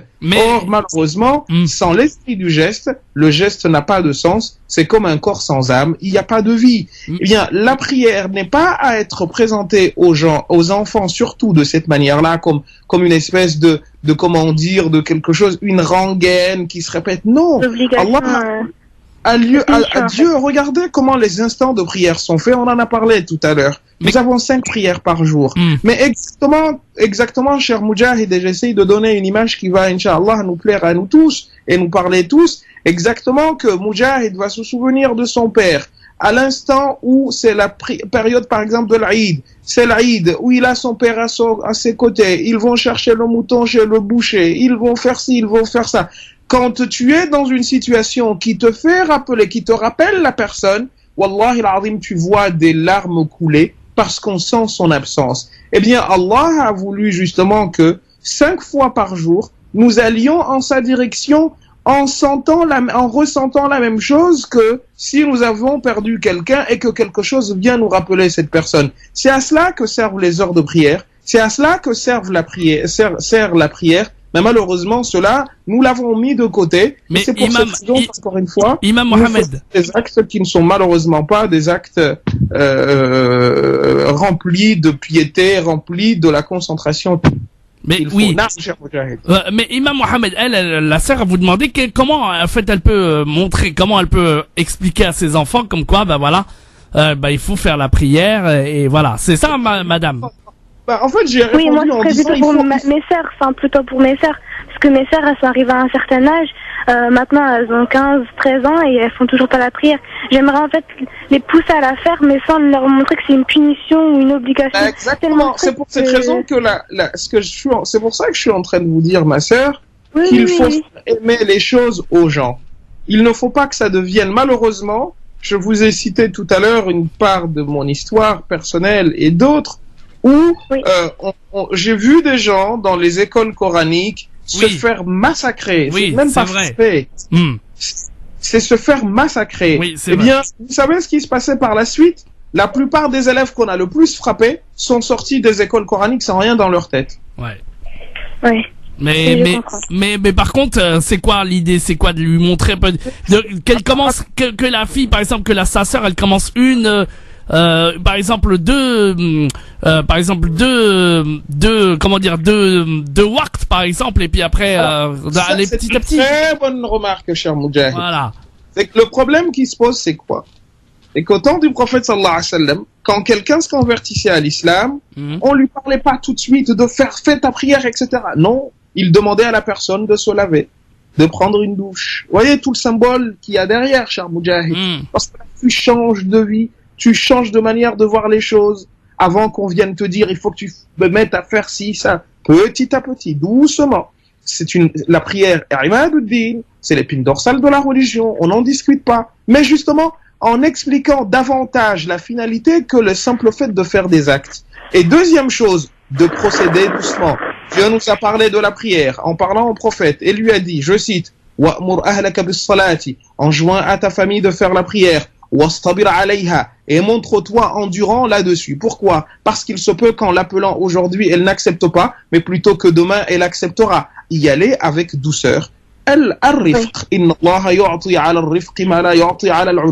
Dieu donne dans et par la douceur ce qu'il ne pourra jamais donner, ce qu'il ne donnera jamais dans et par la violence. Allez doucement. Encore une fois, être dans la discussion. Faites-leur aimer la prière, et elles la feront sans vous. Mais si vous la leur imposez, une fois que vous ne serez pas là, elles l'abandonneront. Elles l'abandonneront. Bah voilà, ma sœur, en tout cas, et madame, pour votre question, en tout cas. Barakallahu fik, Inch'Allah, c'est très gentil. Et franchement, je suis très contente de pouvoir poser des questions comme ça et être répondue par des gens très intéressants, pardon. Merci beaucoup, madame, et vous revenez quand vous voulez sur l'antenne, d'accord? Inch'Allah, merci beaucoup. À bientôt. Bonne soirée. Alaykoum salam, bonne soirée à vous. 0892 23 99 50 étoiles et le choix numéro 1. Allez, on va prendre vos questions, en tout cas sur le thème de la prière. On a le temps d'une petite question. Non, on n'a pas le temps, on va prendre la pub. Et juste après, on a encore 2-3 minutes pour le thème encore de la prière. Et puis après, on parlera avec nos auditeurs et vous pourrez poser vos questions sur tous les thèmes abordés en général. 0892 23 99 50. Imam Mohamed, on marque la pub et on revient très vite, d'accord? Ok. À tout de suite, Inch'Allah. 0892.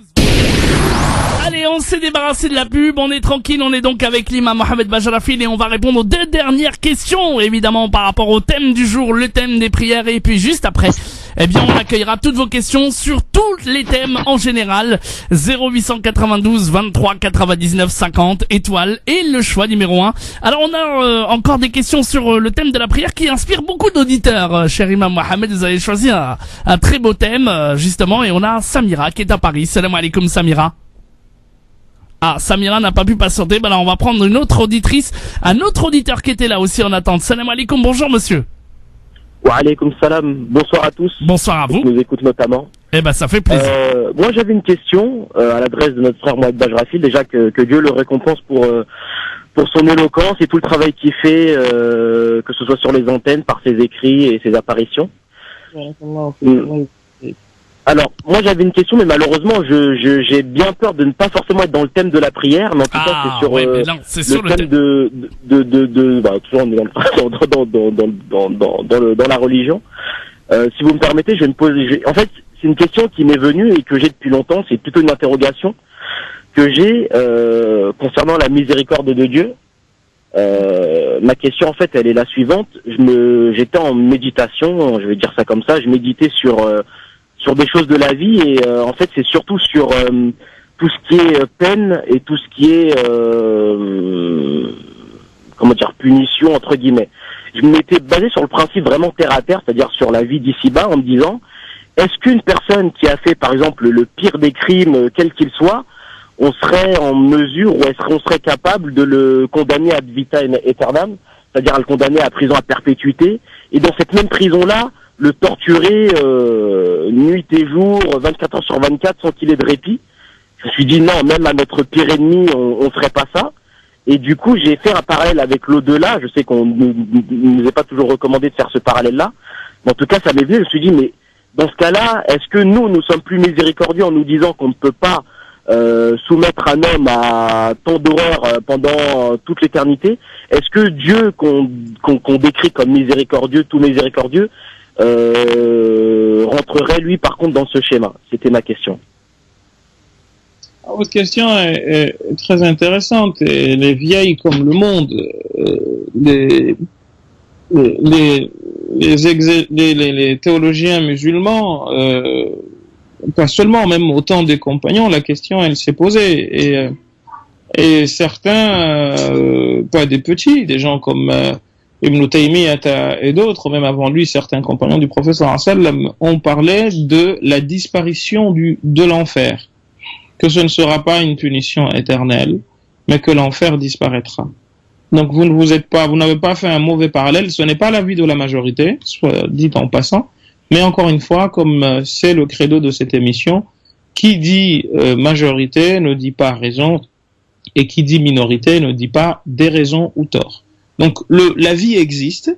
Alors ils se sont eux appuyés sur les mêmes versets que ceux sur lesquels on s'appuie pour eh bien dire qu'il y aura une punition qui sera éternelle. Mais si vous me permettez, il y a une chose, avant de rentrer dans les détails, il y a une chose qui est très courante sur ce genre de peine, c'est que souvent les péchés commis sur un homme, donc le tort causé par un homme sur un homme comme lui, c'est généralement celui-là qui est à l'origine d'une peine perpétuelle. Parce que Allah subhanahu wa ta'ala, justement, tous les péchés que nous faisons, eh bien, il peut les absoudre. Il peut les excuser, les pardonner. En revanche, ce que moi je vous ai fait, chers frères, cela, Dieu ne rentre pas dedans. Et c'est ce qui, le jour du jugement, fera que, eh bien, je me débarrasserai de mes torts, ou vous débarrasserez de vos torts pour les mettre sur mon dos, si bien entendu, il n'y a pas grand-chose à prendre de ma part pour, justement, vous donner. Mais, encore une fois, la miséricorde d'Allah, et vous l'avez dit à juste titre, précède sa colère. Wa rahmatuka, et ta miséricorde, sabaqat ghadabak. Wa rahmati sabaqat ghadabi. Ma miséricorde précède ma colère. Allah subhanahu wa ta'ala est d'une miséricorde telle, chers frères, qu'il est rapporté que en enfer, il y aura deux personnes qui vont toutes les deux crier très fort. Et Dieu demandera à ce qu'on les fasse sortir de l'enfer. Une fois dehors, eh bien, Dieu leur demandera pourquoi elles ont crié autant. Et elles diront, parce que nous savons ta miséricorde sans limite. Et Dieu leur dira, eh bien, retournez en enfer, je vous en sortirai. L'une d'elles acceptera de retourner en enfer, et l'autre refusera d'y retourner. Et la question sera posée à la première qui est restée. Pourquoi, ô toi, mon serviteur, je t'ai demandé de retourner en enfer et tu t'y es refusé? Et il dira, c'est parce que je sais que tu n'aimes pas voir ton serviteur dans la souffrance après l'en avoir sorti. Et celui qui a accepté de retourner en enfer, Dieu l'en sortira. Et lui demandera, pourquoi as-tu accepté de retourner en enfer? Eh bien, il dira tout simplement parce que tu m'as promis que tu m'en sortirais. Or, je sais très bien que tu tiens toujours promesse. Donc, il faut avoir en tête le même esprit qu'un monsieur qui s'appelait Abu al-Abbas al-Mursi, dans ce que recueille l'imam al-Suyuti dans son livre intitulé Al-Hawil al-Fatawi. Il dit, Abu al-Abbas al-Mursi, qu'il parlait à Allah, il échangeait avec Allah, comme on parle à son ami intime. Il a dit, Ya Rabb, Seigneur, كلما قابلتك كلما أتيتك بالرجاء, à chaque fois que je viens à ta rencontre avec l'espoir, أتيتني بالعدل قابلتني بالعدل, eh bien je te vois venir à moi, je te vois m'accueillir avec l'équité. Or, si tu me juges de manière équitable, je mérite d'aller en enfer parce que je n'ai pas fait suffisamment pour mériter d'entrer au paradis. وَكُلَّمَا أَتَيْتُكَ بِالْخَوْفِ, et à chaque fois que je viens à toi avec la peur, أَتَيْتَنِي قَابَلْتَنِي بِالرَّحْمَةِ, tu m'accueilles avec la miséricorde. Alors il dit, comment être vis-à-vis de toi? La réponse, dit As-Suyuti, c'est bien entendu d'être dans cet entre-deux-là. Ne pas justement être dans ceux qui se croient à l'abri de tout et qui ne font rien du tout. Et ne pas non plus être dans ceux qui pensent ne rien mériter et que de toute manière ils vont aller en enfer. Être dans l'entre-deux, c'est au fond, je pense, la meilleure façon d'être, c'est-à-dire se dire que certes Dieu est capable de miséricorde, certes Dieu couvre de sa miséricorde l'ensemble de ses créatures, mais est-ce que moi, avec les péchés que j'ai faits, je suis digne de me présenter devant lui? Parce que l'imam, et je m'arrêterai là-dessus, parce que peut-être que d'autres questions veulent être posées, l'imam, le grand imam صاحب الحكم العطائية ابن عطاء الله السكندري, dans la première sagesse, dans ces sagesses, les sagesses dites d'Ibn Ata'illah, il dit que la première dit من علامات الرجاء من علامات اعتماد العمل نقصان الرجاء عند الزلل من علامات الاعتماد على العمل, dit-il. C'est la première sagesse. Il dit ce qui prouve que la personne, eh bien, pense mériter le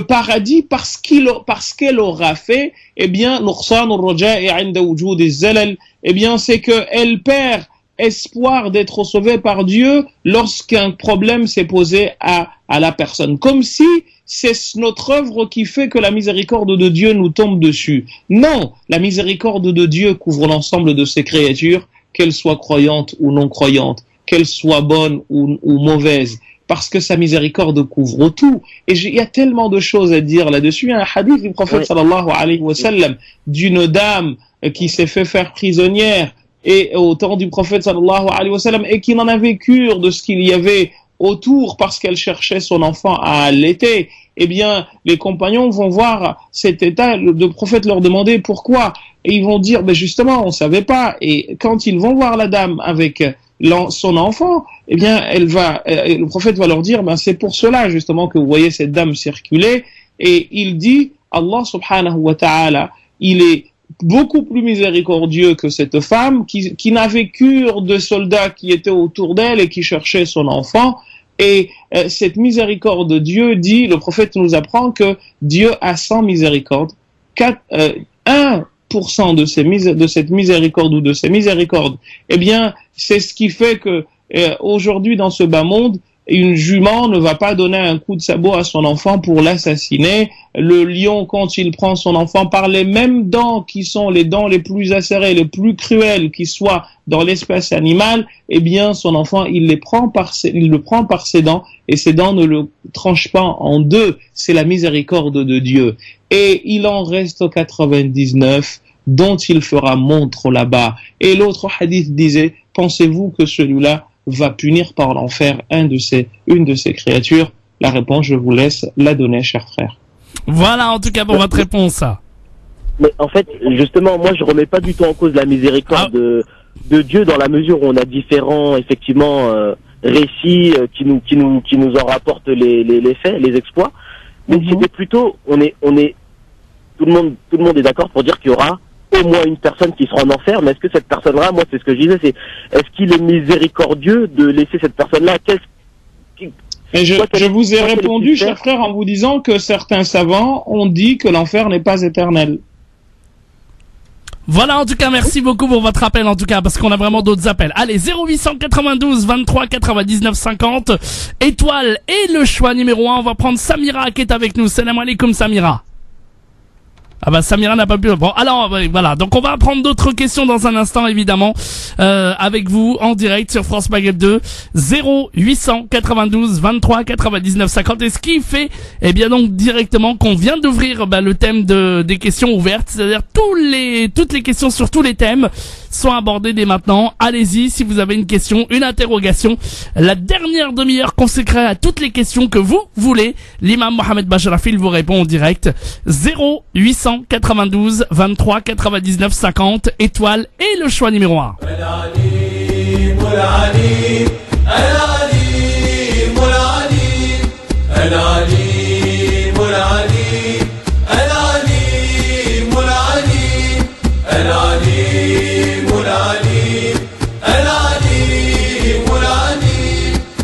أزل جهل نفسي يا عليم وزكها بسلطان سر اسم العليم وثبيتي أفضني علما يا عليم مقربا إليك وقدس يا عليم أنياتي وهب لي نورا يا عليم مبصرا. Merci de nous rejoindre sur France Maghreb 2 évidemment pour l'émission Parler Islam en direct sur France Maghreb 2. Et donc cher imam Mohamed Bajrafil, on va continuer à accueillir les auditeurs sur toutes les questions en général.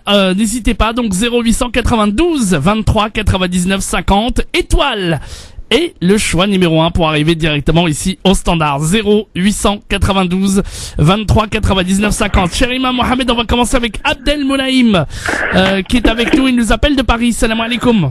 Wa alaikum salam, de Lille, De Lille. De Lille, pardon, oui. Allez-y. Alors je réitère ma salutation, cher professeur, cher cheikh. Allah yahayik. Alors la question est la suivante. On est à la veille d'élections très importantes. Et la question est la suivante: sur quels critères le Français de confession musulmane doit-il faire son choix? Certains vont peut-être déterminer selon ce que pense tel ou tel candidat sur l'islam, sans tenir compte d'autres critères, d'autres points. Et puis d'autres, de manière plus générale, vont faire ce choix sur ce que proposent les candidats comme projet global de société. Alors il s'agit bien sûr pas de vous demander à qui vous allez faire confiance, pour qui vous allez voter, mais d'avoir peut-être votre avis sur la question. Qu'est-ce que vous conseillez aux Français de confession musulmane? Ah oui, ben là c'est plutôt politique, c'est pas du tout le religieux là, hein, monsieur. Ah, c'est un lien avec la religion. Ouais, enfin bon. Alors, imam Mohamed. Moi, je pense que on se trompe quand on veut communautariser une élection quelconque. En revanche, pour l'intérêt de tous, et pas particulièrement pour la France, la personne à choisir doit remplir deux critères. La première, c'est le premier critère, c'est d'être hafiz. Le deuxième critère, d'être amin. C'est-à-dire quelqu'un qui en un mot est quelqu'un qui est digne de foi, c'est-à-dire quelqu'un en qui on peut avoir confiance. Alors vous allez me dire, mais comment avoir une confiance en une personne? Eh bien, c'est la personne qui dégage le maximum de probité et de justesse et de justice. Et le deuxième critère, c'est celui de l'adl, l'équité. Et quand partout dans le monde l'équité règne, la personne qui vous semble la plus équitable, c'est la personne pour laquelle on devrait voter, parce que c'est celle qui portera le moins préjudice aux gens, quelle que soit leur confession. De cette manière, le musulman, comme le non-musulman, comme le non-croyant, comme le croyant, eh bien, seront à l'abri de quelque mauvais traitement que ce soit. Et c'est pour cette raison, d'ailleurs, que, en termes de sujet de société, de projet de société, Dieu nous a dit dans le Coran: Inna Allah ya'murukum bil adli wal ihsani wa ita'i dhil qurba. Trois choses. Dieu vous enjoint, qui pour moi constitue l'épine dorsale de l'islam et de toute morale d'ailleurs. Inna Allah ya'murukum bil adli. Dieu vous enjoint l'équité. wal ihsani, et de faire le bien, wa ita'i dhil qurba. Vous voyez, on pourrait revenir là-dessus et constituer l'ensemble de la vie politique. L'adl, l'équité, c'est quoi? C'est que tout ayant droit ait son droit. Que personne ne soit lésé parce que petite ou grande. Que personne ne soit au-dessus de quelque loi que ce soit parce que grande ou petite, ou parce que étant de couleur X ou Y. Ensuite, wal ihsan. L'ihsan, c'est quoi? C'est donner le meilleur de soi. C'est de chercher à toujours aller au-delà de ce qu'on a pu faire hier en termes de bien, de chercher à exceller au service des autres, parce que justement, on ne vit pas que pour soi. Et puis, dernière chose, wa ita'i dhil qurba, et la notion de partage. Partager avec celui qui n'a pas, partager avec le proche, avec le lointain, avec, bref, toute personne qui vit autour de toi. Chers frères, ce projet de vie, je vous jure au nom de Dieu, s'il est mis en pratique par quelque personne que ce soit, quelle que soit la confession de la personne, wallahi, c'est une personne en qui on doit avoir confiance et la personne pour laquelle on devrait voter. Et puis, si la personne qui fera l'inverse ou qui vous semble moins à même de mettre en exergue ces trois choses-là, c'est pas une personne pour laquelle voter.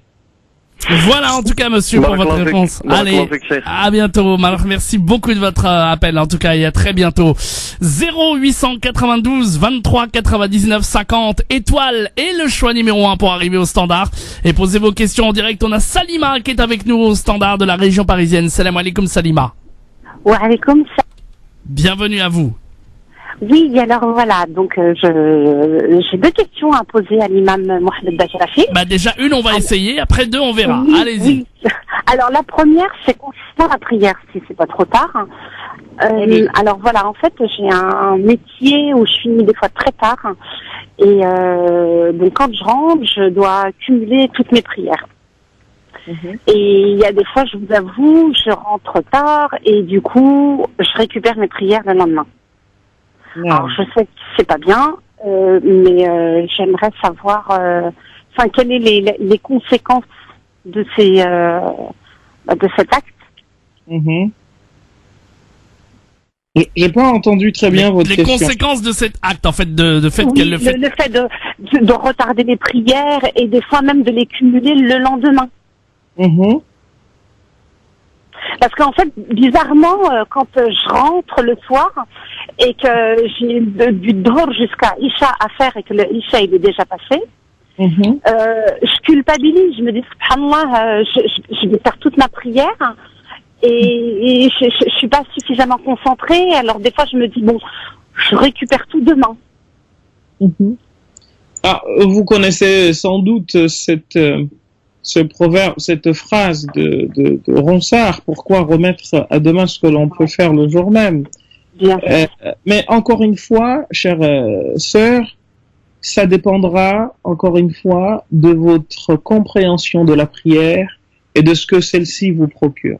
Je peux vous garantir que si vous sentez la prière comme un instant de joie, un instant de proximité avec votre Seigneur, comme vous courez vers une personne que vous aimez et que vous ne vous lassez pas de sa compagnie, je peux vous garantir que vous ne dormirez pas avant de l'avoir faite, avant de les avoir toutes faites.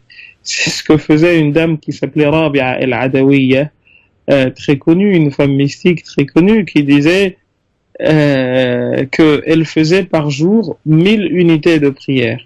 Et on lui a demandé pourquoi tu fais autant d'unités de prière. Et elle a dit, pour que mon prophète puisse s'enorgueillir de mon nombre de prières auprès des autres prophètes. Mais au-delà de cela, il y avait une notion d'amour qui la liait à Allah et qui faisait que justement, elle était attirée vers ça. La prière était le refuge du prophète sallallahu alayhi wa sallam quand un chagrin lui arrivait, quand un malheur lui arrivait. C'est la prière ou la lecture du Coran, parce que c'était de cette manière qu'il se sentait le plus proche d'Allah, celui-là qui était tout le temps en proximité avec Allah subhanahu wa ta'ala. Donc encore une fois, ça dépend sur le plan spirituel de comment dire, de votre rapport à la prière, à la chose prière. Ça, c'est la première question. La seconde question, c'est que si vous ne faites pas la prière juste parce que fatigué, c'est pas une excuse, j'ai envie de dire, valable. Mais si en revanche vous vous effondrez et que vous dormez, là, c'est votre corps et vous n'y êtes pour rien. Et dans ce cas, le lendemain, une fois que vous réveillerez, vous allez rattraper vos prières. Mais si, comme je vous ai dit au début de l'émission, je ne sais pas si vous avez suivi, vous avez la possibilité de regrouper Zuhur et Asr, Maghrib et Isha, faites cela, ça vous sera moins difficile. Ouais. Et ben voilà, en tout cas pour votre réponse. Alors la deuxième question, alors c'était quoi? Alors, super. Alors la deuxième question, c'est que en fait, on se posait la question avec mon frère si le Shfa et le Witr, fallait les faire à haute voix. Ah oui, bonne question ça, tiens. Bah, en fait, généralement non, sauf quand c'est pendant le mois de Ramadan. Mais si vous le faites, c'est pas un problème parce que le prophète sallallahu alayhi wa sallam, justement, dans un hadith qui lui est attribué, a dit que les prières de nuit sont des prières qui sont de prières à voix haute. Alors on peut comprendre à travers cela le fait que c'est une manière aussi de s'aider à rester éveillé. Mais si vous faites Shaf' al-Watr juste après la prière de Aïcha, là vous êtes dans justement ce qu'on appelle al-ba'diyat, les prières surrogatoires qui, elles, dépendent de prières, des prières obligatoires. Nous avons deux types de prières surrogatoires dépendant des prières. Vous avez des prières des prières surrogatoires dépendant des prières qui se font avant et des prières surrogatoires dépendant des prières qui se font après. Et justement, si vous faites les deux rak'at plus Shaf' al-Watr, c'est les deux prières, c'est une prière surrogatoire qui se fait après la prière de Isha. Eh bien, là, elle est dans le cadre de ce qu'on appelle les prières qui dépendent des autres prières, et celles-ci ne se font pas à voix haute, mais se font plutôt à voix basse. Et ben voilà. Donc, si j'ai bien compris, si on fait le Shfa' al-Witr juste après l'Isha, il faut quand même les faire à voix basse. C'est pas une obligation, même si vous le faites pas à voix basse, ça n'annule pas votre prière, hein, cher. Oui, c'est mieux de le faire à voix basse. Voilà. Pourvu que vous ne dérangiez pas votre prochain, mais le mieux c'est de les lire à voix basse, mais si vous le dites à voix haute, ça n'annule pas vos prières. Est-ce que je peux exagérer? Non, on n'a plus le temps. Non, on n'a plus le temps, malheureusement. Désolé. Une prochaine fois, Inch'Allah. Merci beaucoup, en tout cas, de votre appel, et vous nous rappelez, marhaba bik. À bientôt, barakallahu fik. Merci beaucoup. On va revenir dans un instant avec d'autres questions, évidemment. 0892 23 99 50. Étoile est le choix numéro 1 pour arriver directement au standard. Vous êtes les bienvenus, chers auditeurs. L'imam Mohamed Bajrafil est avec nous et c'est un grand plaisir que d'être avec lui. Et le temps passe très très vite. Alors on va prendre un maximum de questions. 0892 23 99 50. Juste après la pause. À tout de suite. Et nous sommes de retour pour la dernière partie de l'émission Parler Islam avec l'imam Mohamed Bajrafil qui est avec nous. Et les dernières questions en direct sur France Maghreb de 0892 23 99 50 sur tous les thèmes que vous souhaitez. N'hésitez pas en tout cas, 0892 23 99 50. Alors cher imam, on va accueillir une auditrice qui est très timide et qui appelle pour la première fois. Donc elle s'appelle Fatiha, elle est en direct avec nous sur France Maghreb de. Salam alaikum Fatiha. Oui, salam alaikum, bonsoir. Alors oui, je suis assez impressionnée, mais bon, je vais me lancer. Donc, je vous appelais par rapport à la concentration dans la prière, parce que j'ai beaucoup de mal à me concentrer et je répète ma prière plusieurs fois. Ça peut aller jusqu'à 4, 5, 6 fois, j'essaye de me concentrer au mieux et de sur chaque parole en fait que je prononce, et je voudrais savoir si la prière est quand même agréée, et parce qu'en fait j'ai eu deux avis par rapport aux médias. L'un disait que les gens qui n'étaient pas concentrés, ce sont les gens qui sont très proches de Dieu et que Iblis en fait essaie de les détourner, et le deuxième avis c'était que les gens qui sont déconcentrés, ce sont les gens qui en fait ne sont pas proches de Dieu, et que pour eux la prière c'est une lumière et qu'ils sont quand même un peu perdus. Donc je voulais savoir dans les deux versions laquelle était la plus vraie en fait. En fait, à vrai dire, les deux sont vrais. Les deux Les deux sont vraies, elles sont pas antagonistes, quand vous regardez bien. Iblis ne va jamais laisser tranquille les personnes qui sont proches de Dieu. Voilà, c'est ce que j'ai entendu, oui. jamais elle ne le laissera tranquille. De toute façon, elle n'abandonne jamais personne. Il est rapporté que l'imam Ahmad ibn Hanbal, alors qu'il était sur son lit de mort, les gens autour de lui rappelaient la shahada. Et lui, il refusait, il disait là, non. Et les gens ils trouvaient ça bizarre. L'imam Ahmad ibn Hanbal, c'est quand même quelqu'un qui a passé plus de 40 ans sans jamais se réveiller d'un sommeil, en tout cas du sommeil de la nuit, sans avoir vu le prophète sallallahu alayhi wa sallam. Donc c'est quand même quelqu'un de très haut. Et comment se fait-il que lui, qui a tant aimé le prophète sallallahu alayhi wa sallam, qui a tant suivi le prophète sallallahu alayhi wa sallam, qui s'est interdit des choses dont il savait que le prophète sallallahu alayhi wa sallam, ou qu'il savait que le prophète a fait, mais dont il ne connaissait pas la quantité, il se les interdisait. Donc comment cet homme n'arrive-t-il pas à dire la shahada? C'était quelque chose que les gens trouvaient assez bizarre. Et quand il a retrouvé ses esprits, la question lui a été posée, pourquoi il disait à chaque fois non, non. Et la réponse a été que, en fait, Shaitan est venu le voir. Et pendant qu'il était dans Sakarat, pendant justement qu'il était en quelque sorte dans les vapes, comme on dit, il est venu le voir et lui a dit, Khalas, najawta minni, tu as échappé à mes griffes, je n'ai pas pu te faire tomber. Et lui, il disait, laysa ba'd. Non, il disait là, c'est ce qu'il disait. En fait, il disait pas non à ceux qui l'entouraient et qui lui répétaient la shahada, mais plutôt non à Shaitan qui est venu lui dire qu'il était déjà sauvé. Il lui disait, tant que mon âme sera dans mon corps, eh bien, je n'aurais pas été, je ne me considérerai pas comme sauvé de tes griffes. Donc, vous voyez, cette notion de doute, être tout le temps dans le doute, c'est quelque chose de fondamental. Et j'ai envie de dire, c'est d'autant plus fondamental que le message a commencé, et le message de l'islam a commencé ainsi.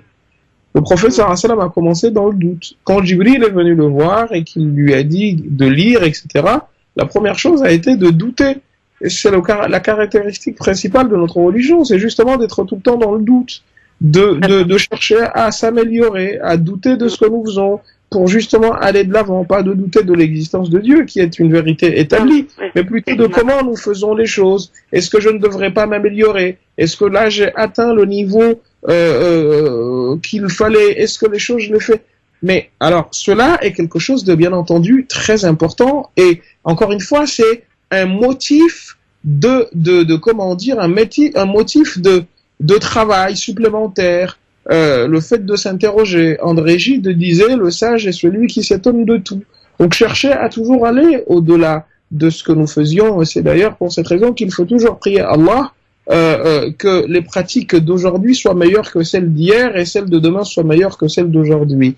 Donc ça, c'est une chose, c'est établi. C'est pour ça que je vous ai dit que c'est pas entièrement faux. Et puis de l'autre côté, il ne faut pas que ça devienne maladif. Oui, je répète jusqu'à essayer d'écouter chaque parole, mais c'est difficile, très très difficile. Et des fois, je pense à autre chose. Et je me dis c'est pas bien, donc je recommence jusqu'à la fatigue en fait. Mais je ne veux pas aller coucher sans avoir fini mes prières et c'est très important pour moi de les faire. En plus, voilà, c'est. Il faut pas que ça devienne maladif, ma sœur, parce que de toute façon, il faut vous dire une chose. Dieu ne vous jugera qu'à partir de ce dont il vous a doté. Et y compris votre esprit, y compris votre concentration. Il nous est demandé à nous d'essayer. Le reste, c'est lui qui le détermine. Vous comprenez? Je vais vous donner un exemple. Il y a un monsieur dans les communautés qui nous ont précédés qui avait tellement peur de Dieu que, au moment de le rencontrer, avant de mourir, il a demandé à ses enfants qu'une fois mort, ils le prennent, ils le brûlent et qu'ils aillent dans l'océan en temps de vent et qu'ils dispersent ces cendres dans l'océan pour justement éviter que Dieu puisse réunir l'ensemble de son corps de nouveau. Mais comme cet homme, ma sœur, avait peur de Dieu et d'ailleurs se sentait pas en mesure de faire face aux interrogations de son Seigneur une fois qu'il se trouverait devant lui, eh bien la miséricorde de Dieu, malgré le fait qu'il a fait quelque chose d'interdit, eh bien a voulu que cet homme aille au paradis. Donc vous voyez que ce qui compte, encore une fois, c'est pas tant... L'intention aussi, je pense, oui. Naam, exactement, c'est l'intention. Vous essayez, Ya Rabb, vous demandez à Allah de vous aider. Ensuite, vous rentrez dans la prière. Ce qui va se passer, vous n'en êtes pas maître. Vous comprenez? Vous essayez, bien entendu, parce que vous savez... Il n'y a pas besoin de recommencer à chaque fois, en fait, jusqu'à... Non, parce que justement, vous n'allez pas vous en sortir. Alors, vous savez, il suffit que de penser à autre chose, quelque chose qui n'a rien à voir, et là, je me dis, c'est pas bien, il faut que je recommence. Mais c'est involontaire, ça revient dans mon esprit, des choses de tous les jours, des choses du quotidien. Il y a un récit qui est rapporté, qu'on a appris quand on était très jeune, d'un concours que on aurait demandé à certains compagnons, s'il y en a même à Rébonne, parce que c'est très ancien, on leur aurait demandé de réussir à faire la prière sans penser à quelque chose d'extérieur à la prière. Et celui qui réussirait cela, eh bien, il aurait un cadeau. Et le cadeau, c'était une écharpe, si ma mémoire est bonne. Et le concours s'est fait, et il y en a un qui a dit, donc moi j'ai pensé à rien du tout. Ah bon, t'as pensé à rien du tout? Oui, oui, sauf au cadeau. Je dis, ben t'as perdu. Et il y a même un récit assez marrant, une anecdote marrante. En Égypte, il y avait une personne qui était dans une mosquée. Et ils ont fait la prière. Une fois la prière finie, l'imam, en fait, s'est arrêté à la 3e unité. Et c'était une prière de 4 unités. Les gens ont commencé à débattre. Est-ce qu'on en a fait 3 plutôt que 4? Et à un moment donné, la personne prend la parole en les voyant ne pas se mettre d'accord. Moi, je sais qu'on en a fait 3. On lui demande pourquoi. Elle dit, la personne, c'est parce qu'en fait, j'ai un magasin. Et mon magasin est fait de 4 rayons. Dans la première unité de prière, je fais le bilan du premier. Dans la deuxième, je fais le bilan du deuxième. Dans le troisième, je fais le bilan du troisième.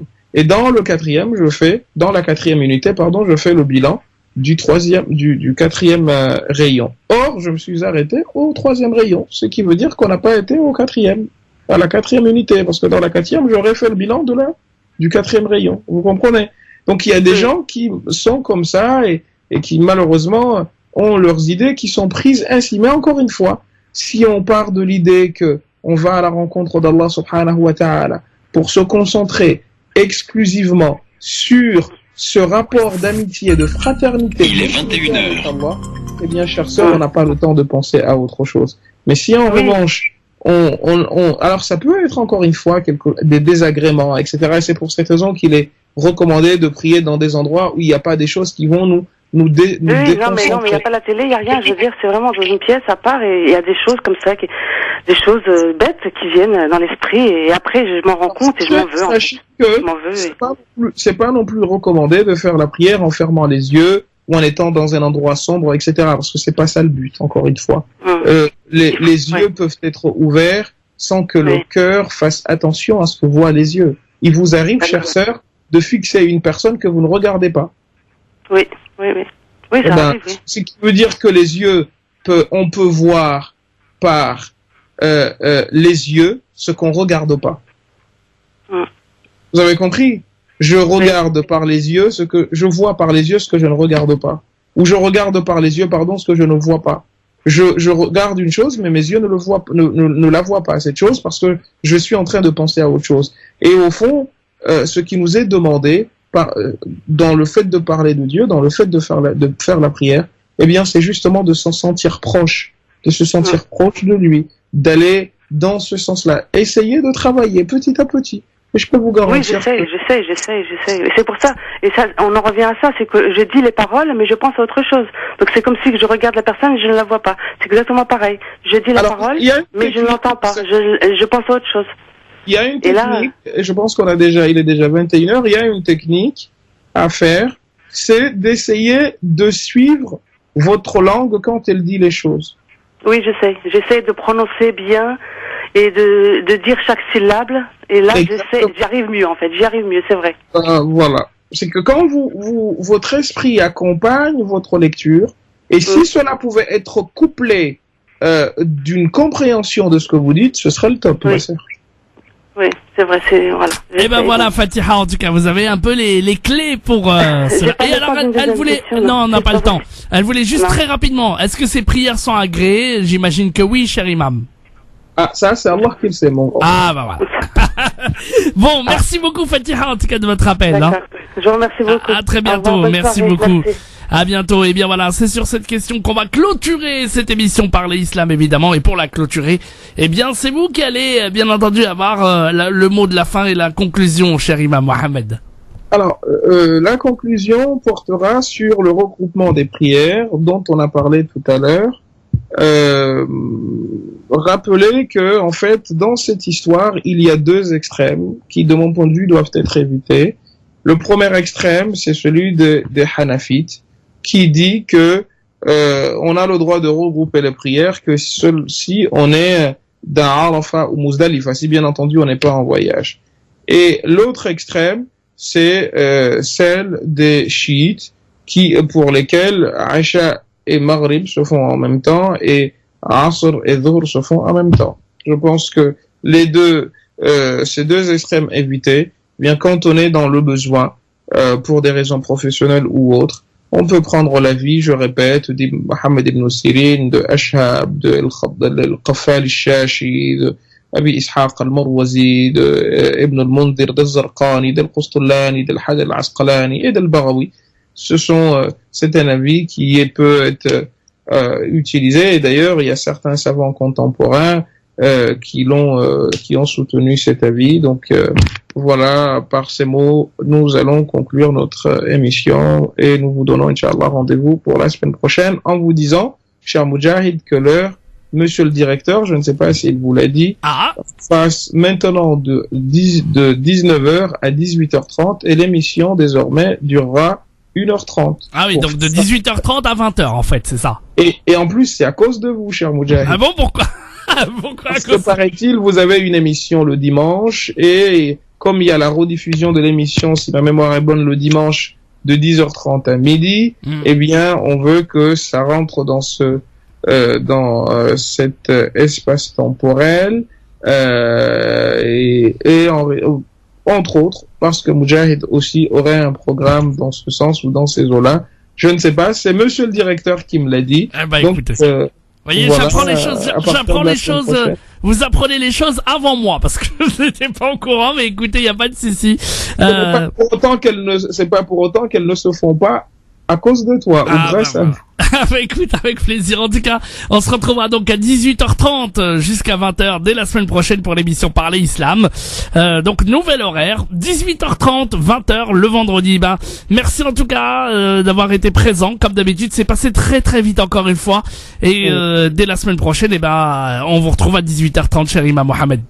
Barakallahu fik. Excellente semaine à vous. Merci à vous aussi, salam alaikum. Alaikum salam. Allez, on se retrouve quant à nous dès demain à partir de 14h. Salut à tous, ciao, bye bye. France Maghreb sur 91.3 FM. Sur 91.3 FM à Reims et tout